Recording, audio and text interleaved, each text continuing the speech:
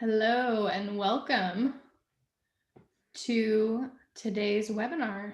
You are in the right place if you're trying to participate in a webinar hosted by the Foundation for Middle East Peace looking at Jerusalem and settlements. We are going to wait just a few seconds to make sure everyone has time to file into the Zoom room. There are a lot of you, so we are going to just wait until there is more people. Just again, we're just waiting to get started until everyone has time to file in. You are in the right place if you've come for the latest, greatest FMEP webinar. I'll just wait one more minute till I know we are live on Facebook, where this is also streaming. All right, with that, I think we will get started. Thank you all for being here, and good morning and welcome. My name is Kristen McCarthy. I am the Director of Grants and Operations at the Foundation for Middle East Peace, and I'm also the author of FMEP's weekly report on Israeli settlement and annexation policies. Welcome to a webinar today. We've titled it Jerusalem, Where Things Stand at the Start of the Biden Presidency. As you may know, and if you don't, you're soon going to find out, in the waning hours of the Trump administration, various bodies in the Israeli government advanced many plans for the construction of new settlements across the West Bank and East Jerusalem. That includes new construction, post facto approval of outposts, and the construction of entirely new settlements. Perhaps most brazenly and most emblematic of the Netanyahu government's readiness to challenge the new Biden administration on settlements, the Israeli government issued tenders for the construction of a brand new settlement in East Jerusalem called Givat Hamatos, which is located between the Old City and Bethlehem. For years, Givat Hamatos has been a bright red line for both the US and the international community. Israel has flirted with approving this plan in the past, but has refrained from doing so out of concern for international blowback. That line has now been crossed, and construction of Givat Hamatos is now nearly inevitable, if I can quote Danny Seidemann, who's one of our guests today. So today we're going to dive into these issues and why these last-minute settlement approvals matter, and what they say about the landscape of Jerusalem that President Joe Biden is facing now that he's sworn in. We're so thankful for our experts joining us today to help us understand these issues. I'll introduce them in alphabetical order. First, we have Zena Agha, who is a non-resident scholar at the Middle East Institute. She previously served as the U.S. Policy Fellow for Al-Shabaka, the Palestinian Policy Network based in New York. Her areas of expertise include climate change and Palestinian adaptive capabilities, British and Zionist colonial cartography, and Palestinian countermapping efforts, and satellite imagery over Palestine, Israel, and Israeli spatial practices. We also have Daniel Seidemann, who I'll be calling Danny, who is a practicing attorney in Jerusalem, specializing in legal and public issues in East Jerusalem. He is the founder and director of Terrestrial Jerusalem, an Israeli nonprofit that works to identify and track developments in Jerusalem that could impact the political process or permanent status options, destabilize the city, spark violence, or create humanitarian crises.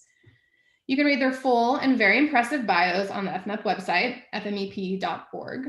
And my colleagues will be putting links to their Twitter handles, websites, and other resources into the chat box momentarily. Before we begin, just a few housekeeping notes. If you've been on an FMEP webinar, you know these notes. As is our regular practice, the format for today's webinar will be a discussion between panelists and myself. In addition to my own questions, I welcome the questions from the audience, which you can submit via the question and answer, the Q&A feature at the bottom of your Zoom window. Feel free to submit questions at any time throughout the panel. I will be keeping an eye on the Q&A box and taking questions from there. Please do not use the chat box for the questions. I will not see them. I will not be watching the chat box. The chat box is for FMEP staff to share links with all of you. And if you have any technical issues, put it into the chat box. During the webinar, as I or panelists mention article and reports, again, just a reminder, my colleague Sarah Ann will be putting links to these resources in the chat box. All of the links and resources will be posted on FMEP's website, along with the video of this webinar. So don't worry if you've missed something or you need the link, you'll be able to find it later.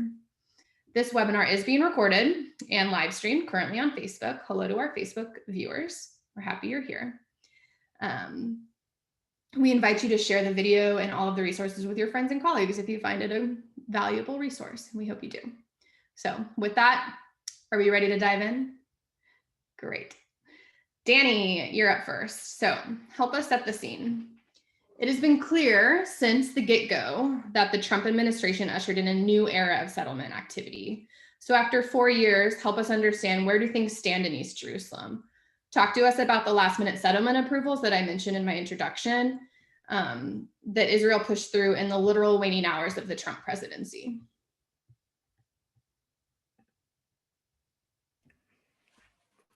Can you hear me? Good, because I can't hear you, but anyway, I'll proceed anyway. What we have been witnessing is a progression of events, something of a strategic crescendo. And it doesn't start with the Trump administration, it was accelerated. Since Netanyahu assumed office in 2009, what we've been witnessing is a coherent strategic thrust to establish Israeli hegemony over everything to the west of the Jordan River. That means to create a unilateral so-called border between Israel and a Palestinian entity, an archipelago, in a way that is incompatible with any reasonable interpretation of a Palestinian state. It was being done by accelerated settlement activity, by security measures like the separation wall, by legal measures like blurring the distinction between Israel and the West Bank, by infrastructures. All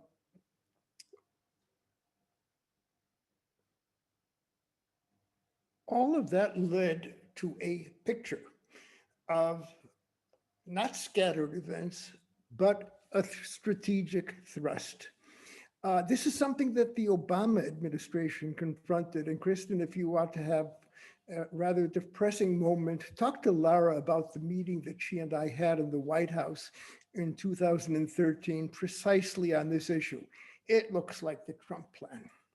Now, with the Trump administration, what was problematic for Obama, albeit inadequately addressed, became the official policy of the United States, especially concerning Jerusalem.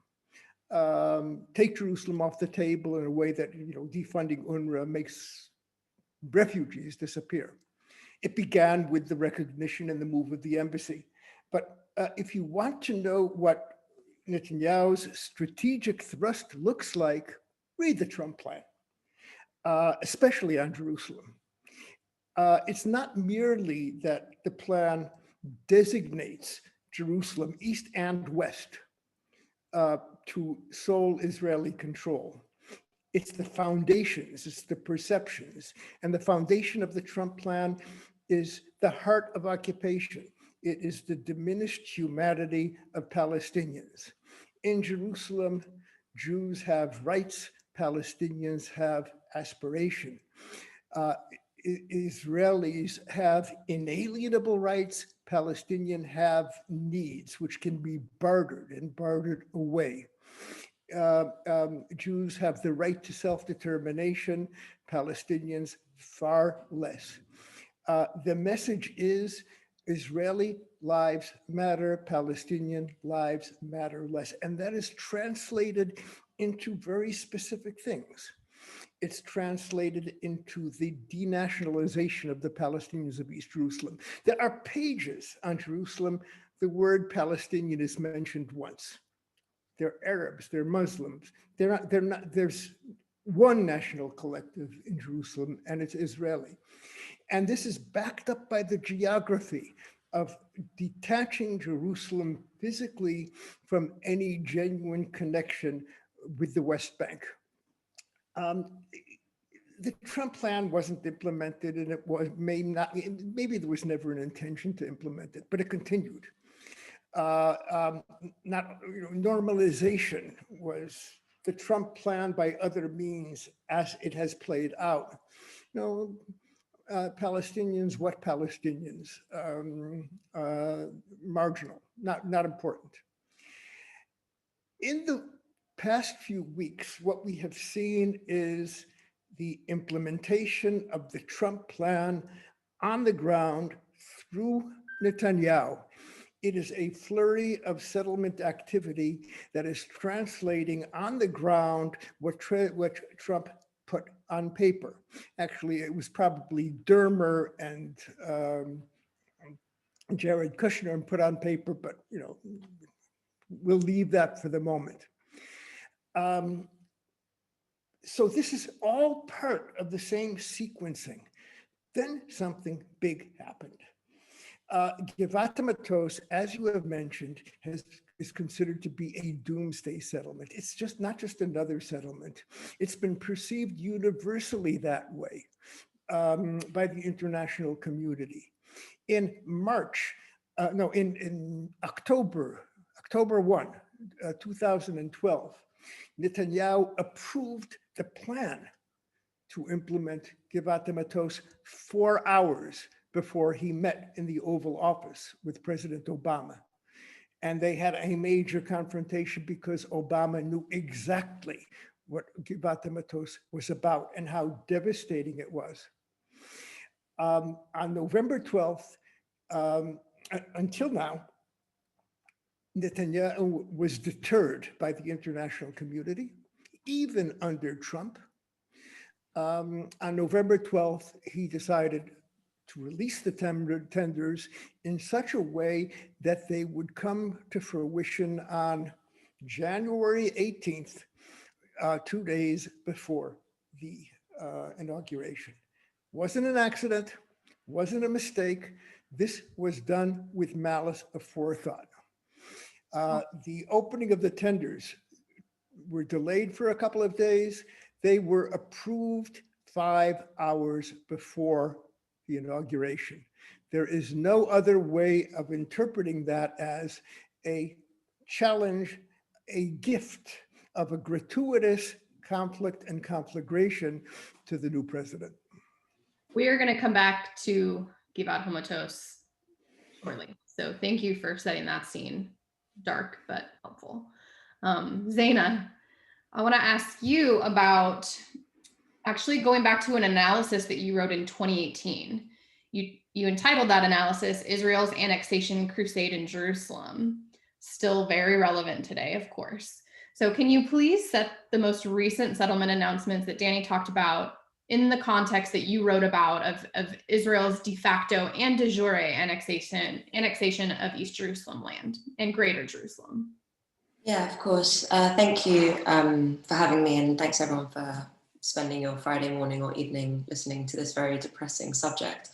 I think, the piece that you mentioned, actually, I wrote about the Greater Jerusalem bill, which was, sort of attempted to get passed in 2018. And like you said, feels very relevant today. I think context is really everything here. It's important to understand the sort of current plans as part of a broader climate of annexation through lands occupied by Israel since 1967, which are the occupied Palestinian territories of the West Bank, Gaza, and Jerusalem, and of course the Syrian Golan. And the features of this occupation for the last 50 plus years have been land confiscation, demographic manipulation, and population transfer. This is really at the forefront of what constitutes the occupation.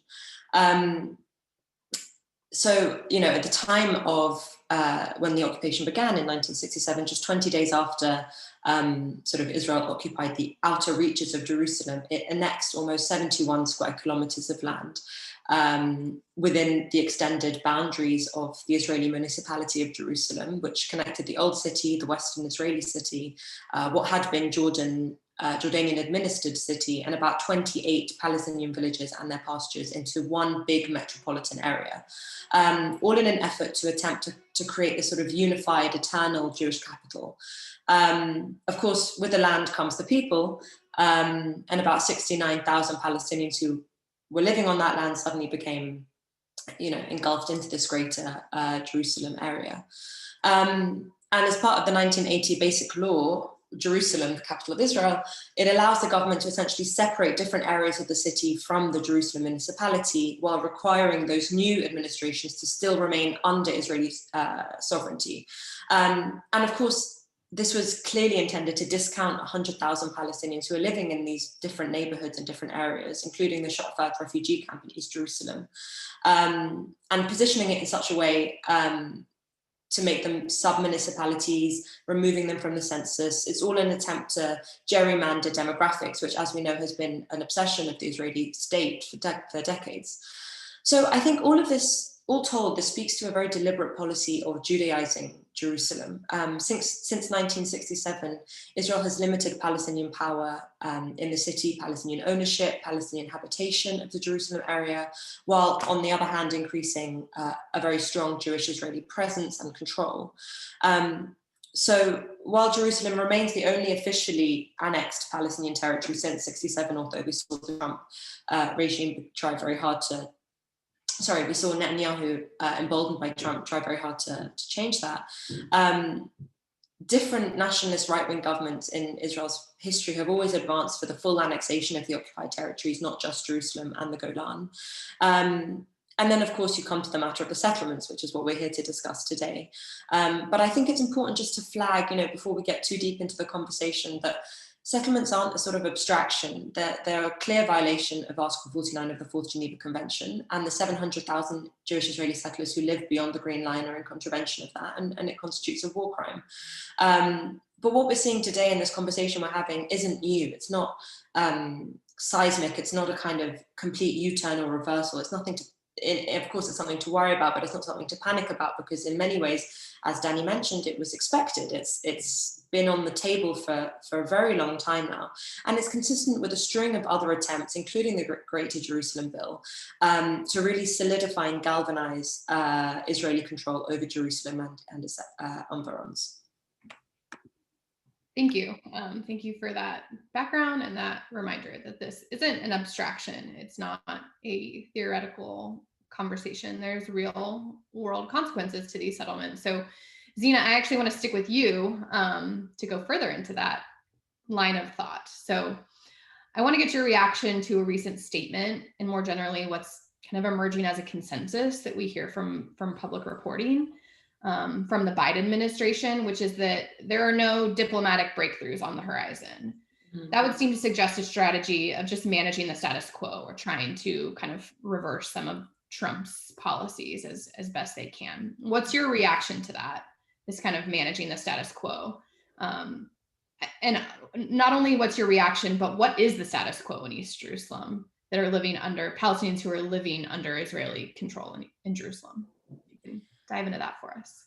Sure. I think, a lot of progressives were kind of disappointed that Biden won the nomination, because Biden and particularly Kamala Harris are some of the most reactionary Democrats on the Palestine issue. What we're seeing here is, a reversal to business as normal, except business which is entirely unsustainable, a very dishonest broker trying to negotiate some sort of peace treaty, the constant recycling of the peace industrial complex. We're kind of gone back to that, the sort of abnormal Trump years, which felt like a storm in a teacup, we're right back to where we were beforehand.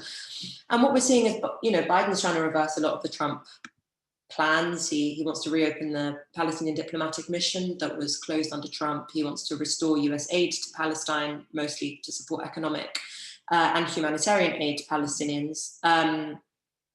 Some things are staying the same.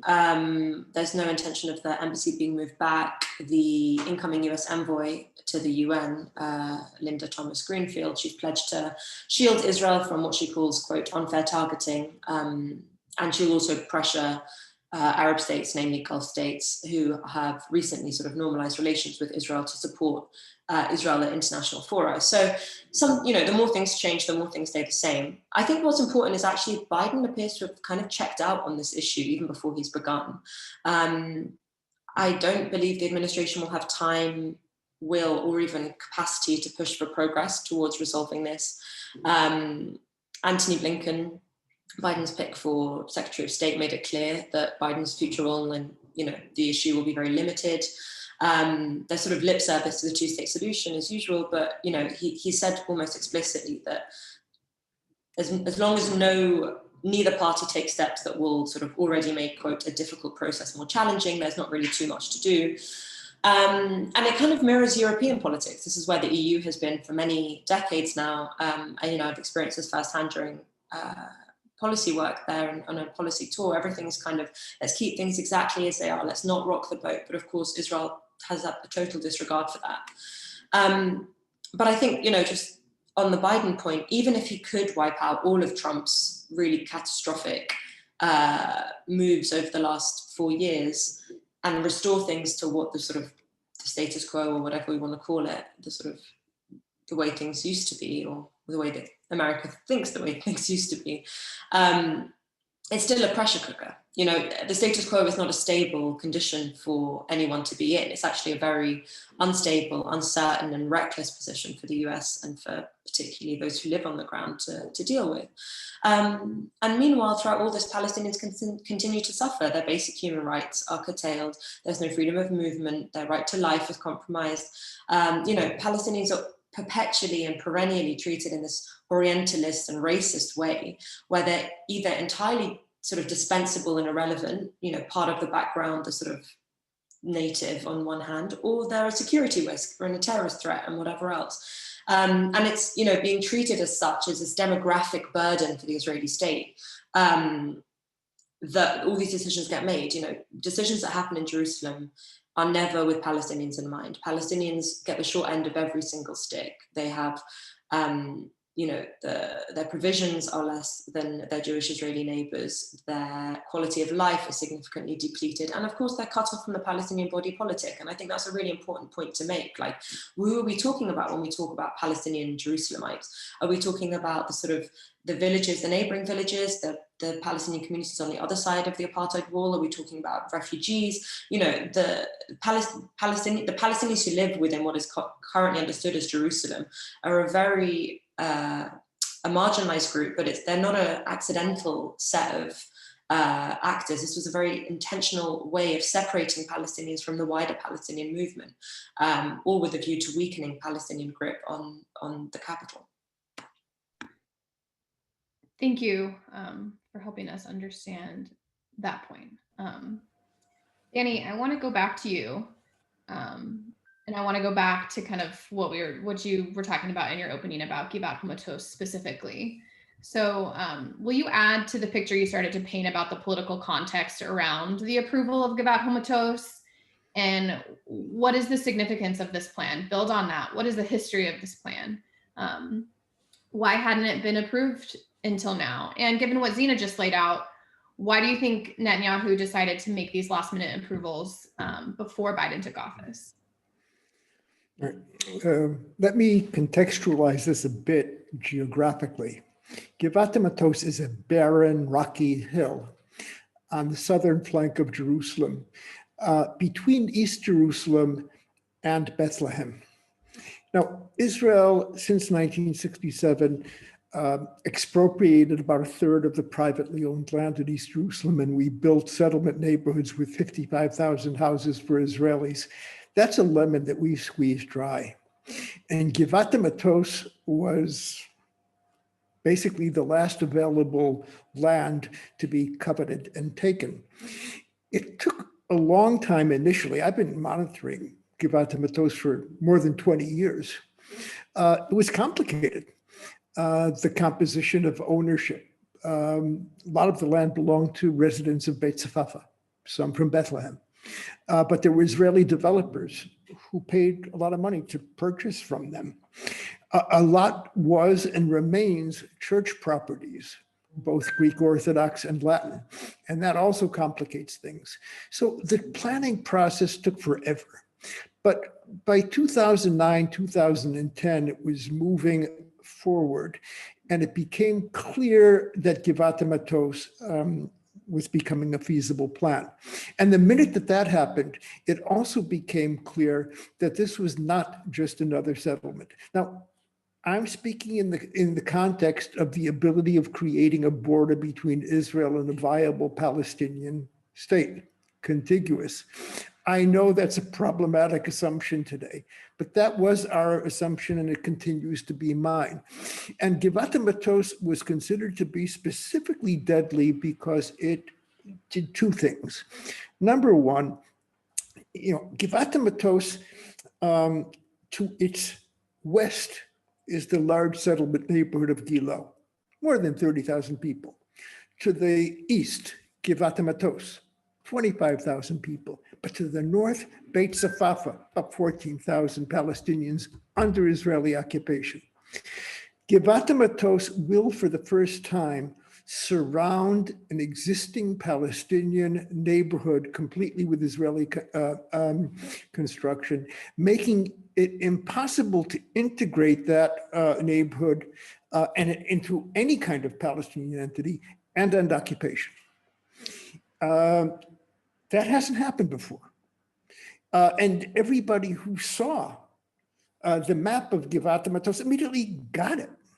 In addition, it contributed to a buffer, detaching Jerusalem from East Jerusalem from its sister city of Bethlehem. The two are intimately related.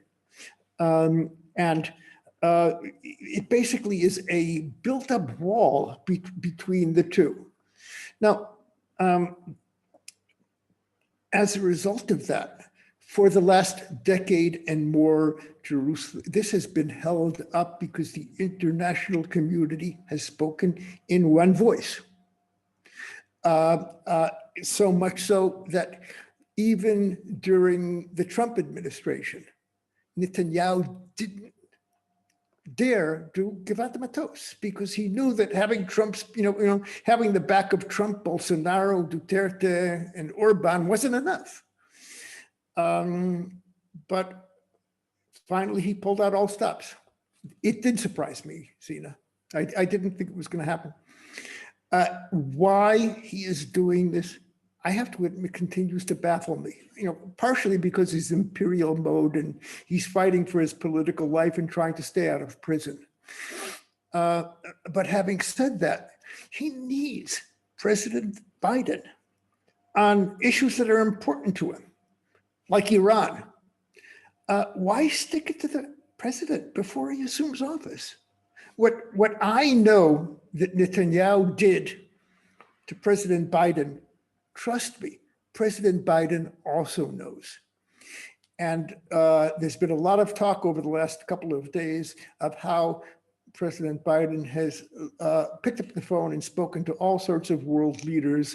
Netanyahu has not been one of them, and he's bristling at that. I can't imagine why the president hasn't called him. Could there be any reason? Well, I'm staying with you, Danny, because thank you for sharing that. I always love to get your reaction. Something else you've told me recently is that the reaction from the international community to the approval of the Givat Hamatos tender last week has been more than just muted, but almost non-existent.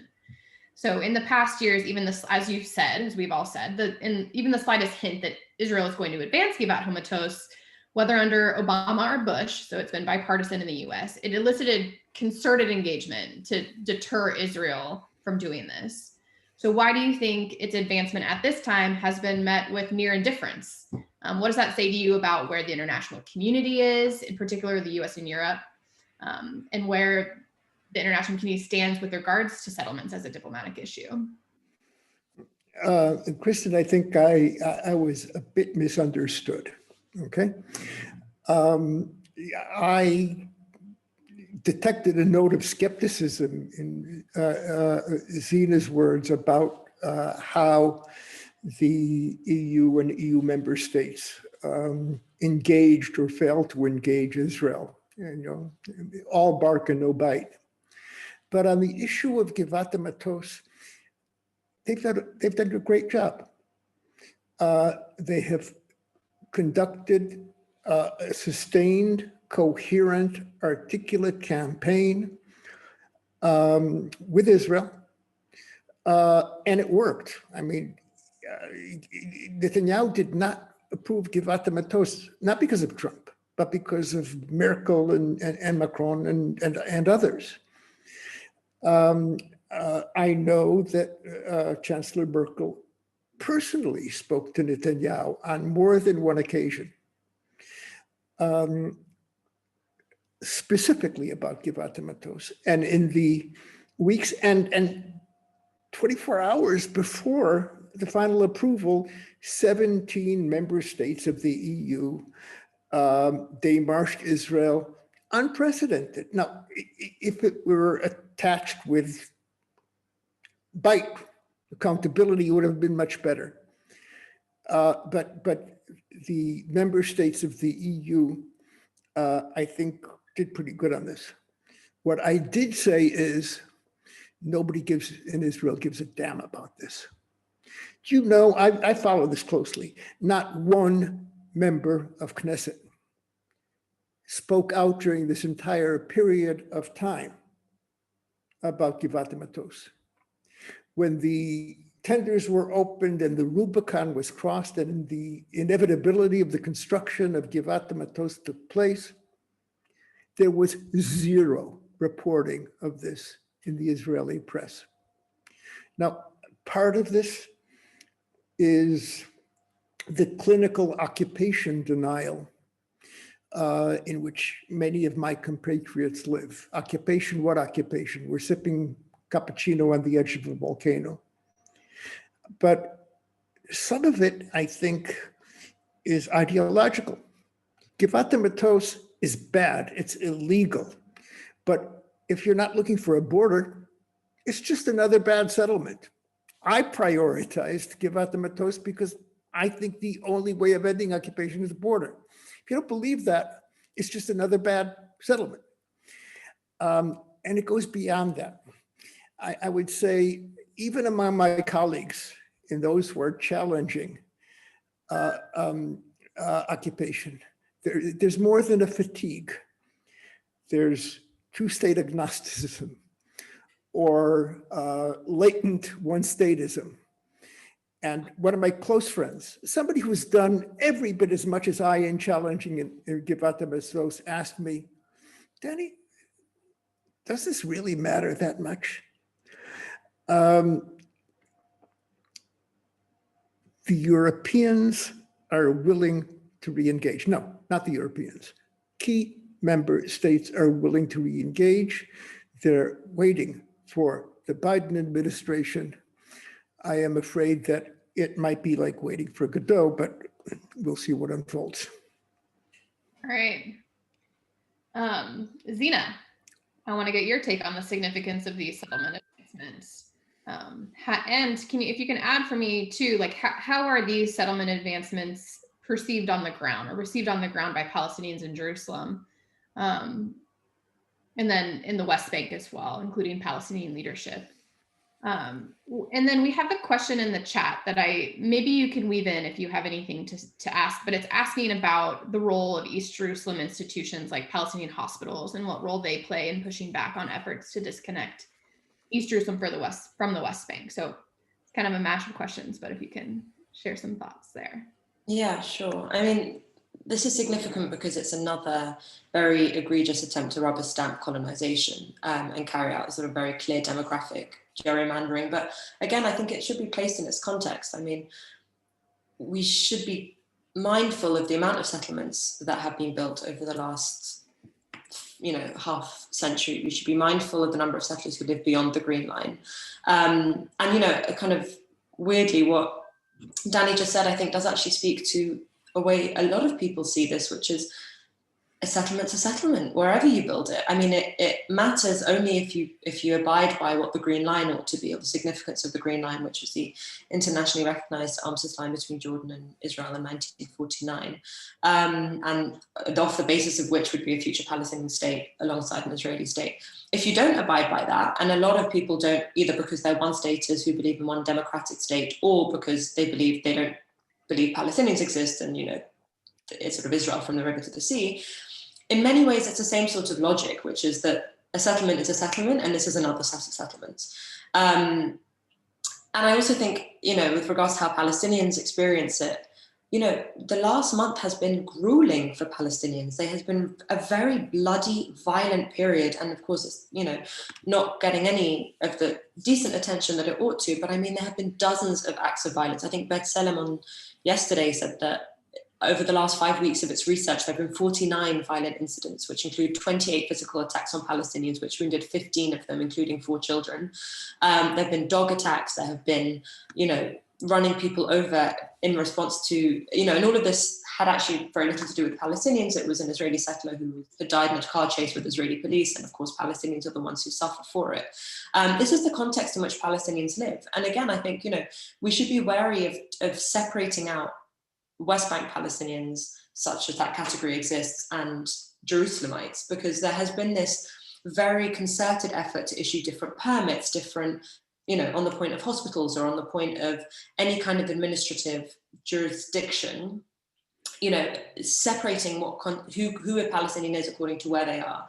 Palestinians with West Bank ID, even if they live 10 kilometers from Jerusalem, can't go for Friday prayers in Haram al-Sharif without a permit. These are things which we talk about at length and are sort of stale now, actually, in terms of talking about the plight of Palestinians, because it doesn't really seem to have too much bearing on terms of where policy goes. But I think it's important to remember this is the context we're in. And I think if we just looked at the Palestinian Authority for just a second, Palestinians, the officials have been very vocal and very confident that Biden can just rewind the clock to some kind of pre-Trump era, where there's funding to the PA, where UNRWA money has been restored, where there's another sort of PLO office in DC, and a US consulate in Jerusalem. There's also the sort of fig leaf of elections looming on the horizon, which perhaps we can get to in the Q&A. But I think, all of this doesn't actually matter. Palestinians, the PA has long had a crisis of legitimacy amongst Palestinians. Even if it was being more vocal about this, there's not actually much it can do because it's an occupied government. And if it wanted, Israel could march into Ramallah tonight and take over what it constitutes the Palestinian Authority. This is significant because it's more theft of Palestinian land. But as far as I'm concerned, and I don't want to speak on behalf of my people, but I think as far as a lot of Palestinians are concerned, this is another settlement in a long and sordid tale of settlements from before 1948 and before 1967. Great. Danny, my next question is going to get you to respond to that, to what Zena laid out. And I know we've talked about it many times, but despite developments on the ground, that you remain committed and vocal in your support of the two-state solution as the only viable way to end occupation in an equitable manner. Within that context, will you share with us and add to what you were saying previously about why it remains pivotal to talk about settlements as they relate to the two-state solution map, particularly in Jerusalem? Okay.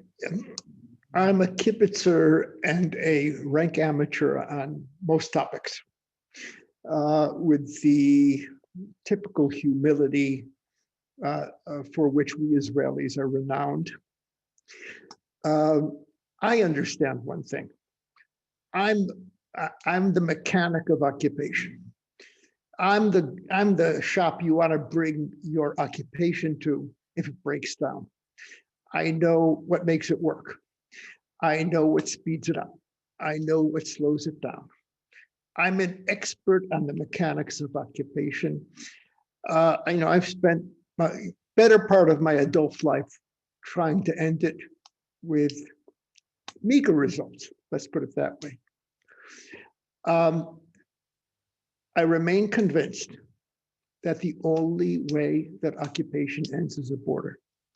Now, I am a cultural and spiritual one-stater.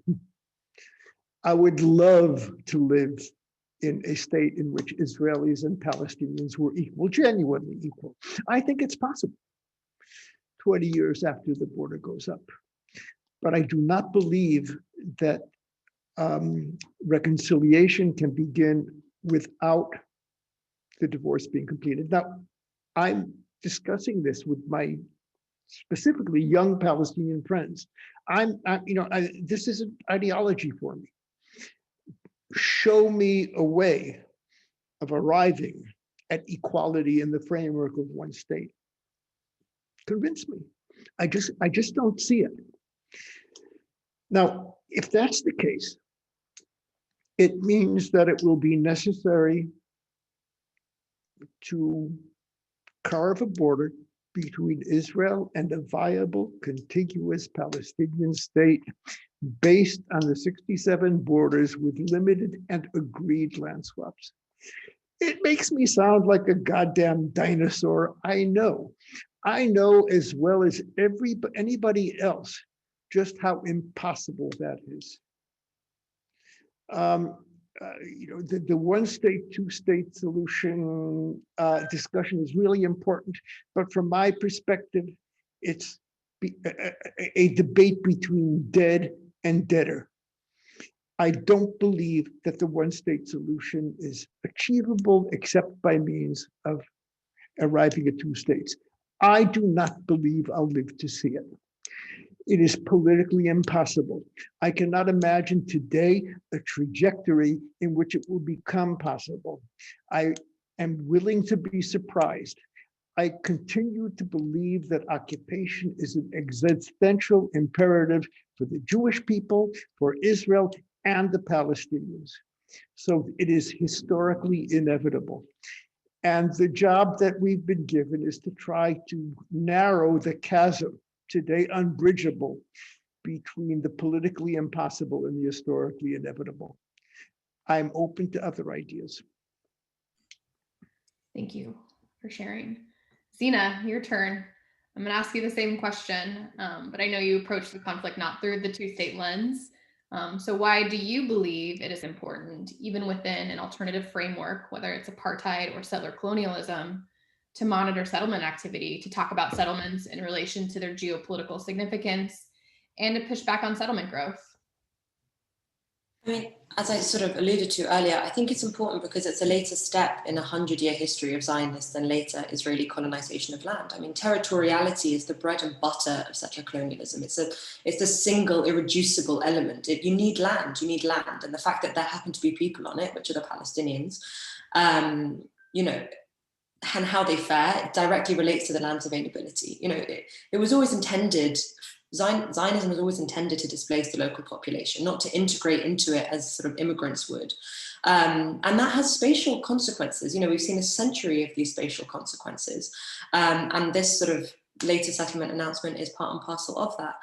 Colonialism is a unilateral affair. There's no symmetry of power or symmetry of responsibility. I think in the question, let's refer to it as a conflict, but this isn't a conflict, it's colonialism. The conflict paradigm has led us to reduce the century of colonial expansion over the entirety of historic Palestine into a limited struggle of ending the occupation over only 22% of the entirety of the land. I mean, the fact of the matter is, as far as I'm concerned, occupation is a sub-issue. It must be addressed, of course, but only in one element in a much broader process of decolonization. And I share Danny's pessimism. I don't think this is a quick fix. I don't think it's going to be easily resolved. But I disagree with him. I think we already live in a one-state reality. Israel has some kind of control over everything from the river to the sea in a stratified system. B'Tselem came out last week and called it apartheid, and that's an Israeli organization. Palestinians have been saying this for decades. We live in a world where Israeli Jews are convinced that the international community will do nothing to sanction them. They perceive the status quo as more or less permanent and sustainable, even profitable, I would argue. And in fact, 2/3 of Israelis don't even believe that the West Bank is occupied at all. So I think it's important to understand what's happening today, not as an aberration, but actually as a continuation. And the work that we ought to be doing isn't just to end the occupation of Palestinian lands, but a wider, more systemic process of ending settler colonialism for all people. And I kind of, I always sort of talk about this and I get a bit misty-eyed when I do, but I think this is not just a question of what's right or just for Palestinians. I think it's unhealthy for any society to live the way that Israelis and Palestinians are living. It's a toxic system. Everybody to some degree or another suffers. Of course, there is no, I'm not trying to say for a minute that Jewish Israelis suffer more than Palestinians in this context. Of course, Palestinians are the primary victims, part and parcel because they're indigenous, I think, apart from anything else. But I think when we have this conversation, we can talk about the occupation, and we can talk about, occupation is very useful, particularly from an international law perspective. It gives you something tangible to hold on to and to conduct, your work from. But I also think if we keep phrasing it as Israeli versus Palestinian rather than colonizer versus colonized, there's not really a way forward. And actually, I think just being honest about what's happening is the first step to be able to resolving it, to my mind, at least. Thank you. Danny, I'm going to go back to you. I'd invite your response, not trying to tee this up as a debate between one state at all. I would love for you to respond, but there's a question in the queue that I think is important, and I know that you feel strongly about, Danny. It's about vaccinations, the COVID vaccine. So what is happening with Palestinian residents of Jerusalem, of East Jerusalem, with the vaccine? Can you please make it clear for us how that's different than Palestinians in the West Bank? There has been a great deal of criticism of Israel about our failure to provide vaccinations to the residents of the West Bank and Gaza who we occupy. I believe that criticism to be completely justified. No interpretation of Oslo can absolve us from that responsibility. That is not the situation in East Jerusalem. For those like myself who say the one-state solution is impossible, you want to see the one-state solution, go to the hospitals in Jerusalem, Israeli hospitals. The care is egalitarian, almost flawless integration from the level of the sanitary staff to the neurosurgeons. It's not a Hasbara point. I'm not, point scoring here. It's an indication also of the realm of possibility. I can say with full authority that the accessibility of vaccination to the 350,000 residents of East Jerusalem is virtually the same as it is for Israelis. That doesn't mean we're not occupying them, but it means that we have huge issues on our plate. This isn't one of them. Thank you. Let's see. I'm trying to go through these questions, make sure we get some of them weaved in.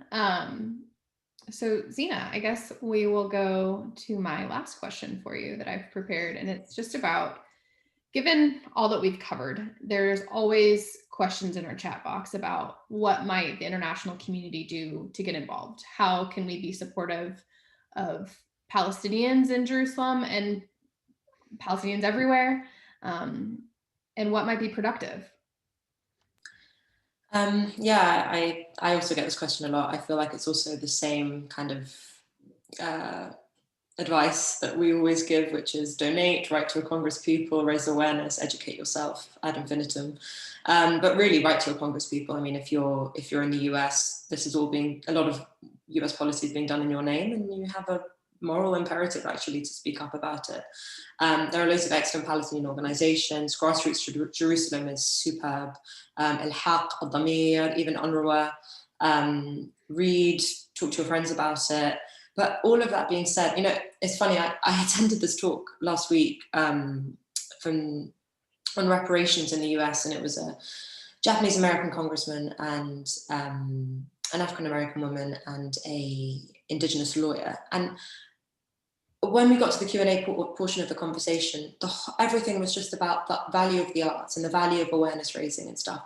And all of that has its place. And I've been in countless panels where that's been my advice as well, but actually that's not enough. There has been grave injustices.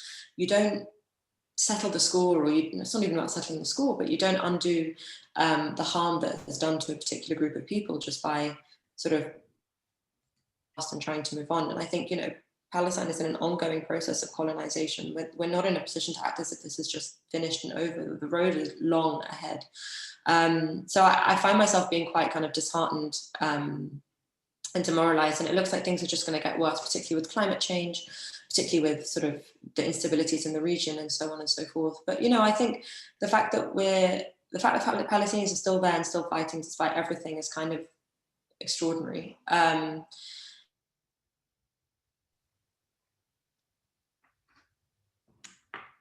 Zena, oh, sorry, is my internet crap? you froze for just a second. You're back.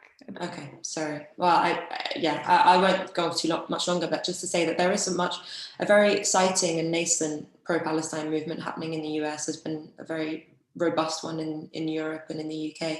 You know, I don't think Palestine is a forgotten issue, and I think people are really working hard to make sure that there is justice and dignity for everybody. And I think those are the kinds of efforts we need to keep emboldening. And events like this help. But, you know, I think eventually there comes change, there comes a point where you just have to legislate. There has to be international pressure on it. It's not enough to just have people understand that there's a problem. You know, we know that there's a problem. We're not immune to this. So what can we actually do to tangibly put pressure on our representatives to take those steps? Danny, to you with this question. So what opportunities do you see today? You're always someone who's looking and thinking about the way forward. So where are the opportunities? Dare I use the word hope and not use it in a disingenuous sense? Where do you see hope emerging? And with respect to construction in East Jerusalem, what's next? Leave hope out of this, please. Yeah, we're poker players. We've been dealt a deck of cards. It's a really shitty deck. We can whine about it, or we can say, okay, how can I leverage this deck that we've got into something? The Italian socialist Gramsci said in the 1930s, the old order is dead. The new order is struggling to be born. This is the time of monsters. Well, this is the time of monsters. The wane of American leadership globally and in the Middle East began well before Trump. He delivered the death certificate, and we're not unique. Nobody knows how the world works anymore, and it means that we have to, you know, think anew. I mean, the philosopher of education, Dewey, once said that people think once in their lifetime and spend the rest of their lives filling in the gaps. We have to think a second time, and I don't blame people for not knowing. But I would suggest a number of things. Number one, reverse Trump. Treat the Palestinians as an equal national collective and put meat on those bones. You have equal equities and equal rights as a people, as the Jewish people too, no less. Explore something that I don't know quite what it means, but I think it's possible. We've had creeping annexation. What we need, deoccupation. Take steps that will cut to the heart of occupation and not merely toss trinkets to placate the occupied, which has been basically the approach until now. When I spoke out against normalization, I was treated as if I had a social disease, even by people who should know better. But normalization is here to stay. I'm sorry. I wish it were. Yeah, I wish it were saved as an incentive for my compatriots. Danny, would you define what you mean by that for our audience? Normalization. Netanyahu's approach throughout, and this is something that I articulated well before the Emirates, is give me time. The world will acquiesce and the Palestinians will submit. Normalization means that Israel can have the legitimacy it seeks and the integration into the Middle East while still occupying the Palestinians. More than that, by doubling down on the Palestinians. And here I agree completely with Zena.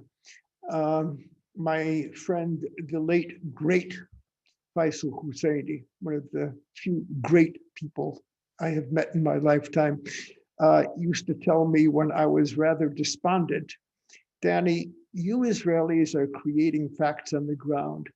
We, the Palestinians, are the facts. And I have enormous respect for the steadfastness of the Palestinians I know in East Jerusalem. I am impressed with the young generation of Palestinians who aren't taking the cheap way out. Look, we're not even talking about pieces of a puzzle. We're talking about shards of trying to put something together that will be coherent, that will create the framework or the basis that will allow us to proceed resolutely to end occupation. And ending occupation can be, I'm open to all sorts of ways. The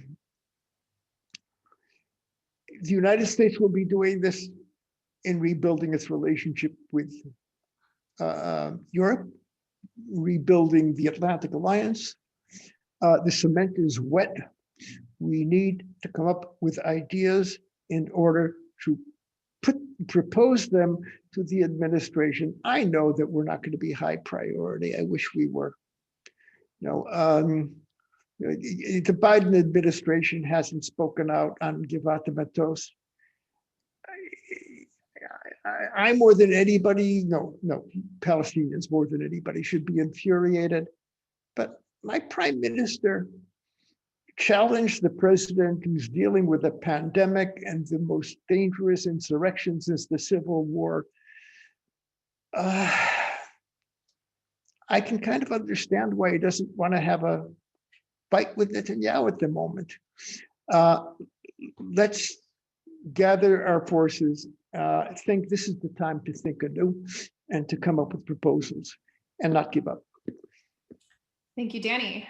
Zena, I think we have time for maybe one or two more questions. So I want to go back to you about something that you mentioned at the very get-go, and that I also see in the question and answer box, and it's about Palestinians and the elections that Abbas announced a week ago, 2 weeks ago. Time is a strange concept these days. So, I mean, obviously the Palestinian governance is an issue for ending occupation. I mean, it's an important piece of the puzzle, especially from a US view. So can you tell us what's happening on the front and how you see the future of the Palestinian national movement? Huge question, 2-minute response, please. Okay. And then the specific question I see in the chat box is, will Palestinians in East Jerusalem be able to vote? Do we know the answer to that yet? No, I mean, we don't have an answer. I mean, no, they won't be able to, or they'll be surprised. The Palestinian voting in Jerusalem has always been a stumbling block whenever conversations about elections come up. The Palestinian Authority will say there won't be elections unless Palestinian Jerusalemites can vote, and then Israel says, well, they can't vote, and then the PA says, well, okay, we won't have an election then, and then we wait for a couple of years, and then we repeat, rinse and repeat. I think the election discourse is actually it's one of those things where it's sort of like a mandatory family meeting or something. Like, no one actually wants it to happen. The PA doesn't want it to happen because Fatah doesn't want to relinquish control. The US definitely doesn't want it to happen, neither does Europe, in case Palestinians democratically elect a group like Hamas, and then they're gonna, these democratic countries like Europe, countries within the EU and the US will then have to say, actually, we don't like democracy and we're going to clamp down on the results of that. And the Israelis don't want it to happen. It's one of those things that, but no one can say that they don't want it to happen, because you can't then say, well, we support democracy, we invaded Iraq for democracy, but actually we just don't want Palestinians to have any democracy. So there's sort of, it's a double-edged sword in terms of the discourse. In terms of any tangible differences, I mean, I don't anticipate any results coming through that will change anything. There's I saw on their FMEP mailer this morning that there have been grumblings that Marwan Barghouti might run from prison. This is the sort of macro politics that has, of course, a huge relevance, but doesn't actually concern me, because the day-to-day of Palestinian life, the everyday existence of what it means to be Palestinian, is so compromised and so at risk, and actually what I find happening a lot is discourses around, elections, around the state of the PLO or the PA, is usually a smokescreen, actually, to stop any tangible discussions about equal rights for all people. I mean, there's this idea that you have to first get a democracy or first get a nation state before you can have any kind of discussions. No, I mean, if Israel is democracy, then everyone should have full and equal rights. And if Palestine is or intends to be in whatever future entity it might be, a democracy, everyone should have full and equal rights. Why can't we talk about that in a tangible way, actually, instead of getting lost in the quagmire of elections and how they're going to be run and everything else? That's sort of my personal opinion. I know it's not a particularly, it might not be perhaps very sophisticated, but I do feel like, you know, these conversations are almost quite obsessive, whereas the state of Palestinian livelihood is rarely and seldom discussed with that level of detail. Thank you. Danny, a question for you from the box. And this is an important, it's about the Old City and what's happening specifically in the Old City. And yet another question that probably warrants an entire webinar just to understand the dynamics at play there. But can you give us a quick snapshot of where the politics, the geopolitics, and what's happening in the Old City for Palestinians right now, and how that fits into kind of the broader landscape, the temperature, the political moment we find ourselves in, Biden finds himself in? I have to separate this into two different categories. The Muslim Christian Armenian quarters of the Old City are occupied, but they're occupied in the way that they were occupied on the night of October 9th, 1991, when I started dealing with this. The settler incursions into the Old City have not been terribly successful. They haven't been game changers. They're bad. Now, there are exceptions. There are the strategic properties that were or were not sold by the Greek Orthodox Church, the Petra Hotel and the Imperial Hotel at the entrance to the Old City Jaffa Gate. Enormously important. And the situation there is very precarious. I would like to remind you that part of the Old City, like an important part, is Haram el Sharif, the Temple Mount. And there I can be far less sanguine. In the last couple of years of the Trump administration, there was a strategic thrust to change the status quo. It appeared a radical change in the status quo was included in the Trump plan, transforming Haram el-Sharif, the Temple Mount, from a Muslim place of worship that was open to the dignified and respectful visits of non-Muslims in accordance with the decorum of the site, and turning it into a shared site. And that was continued in the normalization scheme. There was an attempt, a surreptitious attempt, to leverage normalization to do precisely that. Ambassador Friedman confirmed as much a couple of days ago in an interview, I believe, with the New York Times. Today, there is an accelerating erosion of the status quo on the Temple Mount. The relations between Israel and Jordan are at a low ebb, worse than ever they were since the peace agreement in 1994. And this is low-hanging fruit for the Biden administration. Netanyahu committed in his voice, in his words, to the status quo. The Temple Mount is a place of worship for Muslims and a place of visit for non-Muslims. Quote him, reaffirm the status quo. The Jordanian custodianship with the Palestinians and the Waqf is not a matter of good manners. It is one of the pillars of the peace agreement between Israel and Jordan. Marginalizing the religious and nationalistic pyromaniacs who have shaped the discourse on the Temple Mount is something that is achievable, it's affordable, and it's consequential. And I would encourage the Obama administration to start there. Thank you. And I just dropped a link into the chat box where I covered Danny's special report on changes on the Temple Mount in the UAE deal. So I encourage everyone to read that. And you can find the New York Times interview with Ambassador Friedman, where he basically confirmed exactly what Danny said. That will be on our webpage when we post the video of this. I think we're going to end there. Thank you both so much, and to everyone who tuned in and stayed with us today for this conversation that isn't always uplifting. We're happy. No hope found here, but I just want to thank Zena and Danny so much for your time today. You're very generous to stay with us late into the evening where you are. If you want to learn more about any of these issues that we have been discussing, you can follow both of our guests on Twitter, which were linked, their Twitter handles were linked before, and check out the websites of their organizations. We have 2 webinars coming next week. Please check our website to learn more about them. They're both on anti-Semitism and the IHRA definition.